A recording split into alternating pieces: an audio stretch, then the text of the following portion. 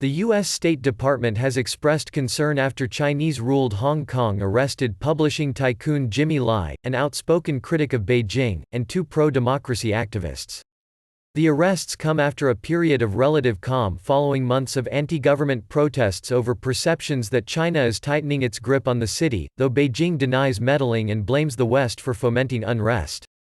Lai and veteran democracy activists Lee Chuk-yan and Young Sum were arrested on Friday in the Asian financial hub on charges of illegal assembly, drawing condemnation from international rights groups, media said.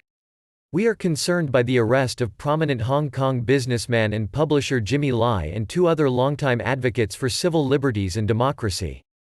Morgan Ortagus, a spokeswoman for the U.S. State Department, said on Friday. "We expect Hong Kong authorities not to use law enforcement selectively for political purposes, and to handle cases fairly and transparently," she added in a statement. The spokeswoman also called for the rule of law and Hong Kong people's rights to freedom of peaceful assembly and freedom of expression to be preserved. The police said 3 local men, aged 63 to 72, were arrested for suspected participation in a non-approved gathering but did not confirm their names. Authorities in the former British colony have arrested more than 7,000 people for involvement in Hong Kong's protests, many on charges of rioting that can carry jail terms of up to 10 years. It is unclear how many are still in custody. "The arrest of the 3 men was outrageous," said Chris Patten, the last British governor of Hong Kong, adding that there was no doubt its government was acting at Beijing's instructions. "This decision will send yet another signal to the world that the Chinese Communist Party is intent on throttling decency and freedom in Hong Kong," Patten said.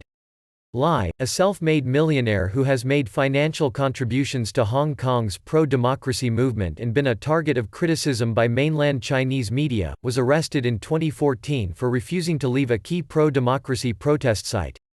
After the arrest he resigned as editor-in-chief of Apple Daily.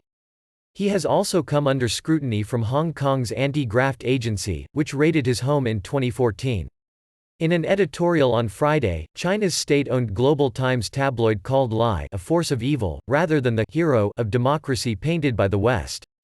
"He is a traitor, a criminal and a force of evil who has sowed violence and chaos in arguably one of the freest and most prosperous cities in the world," it added.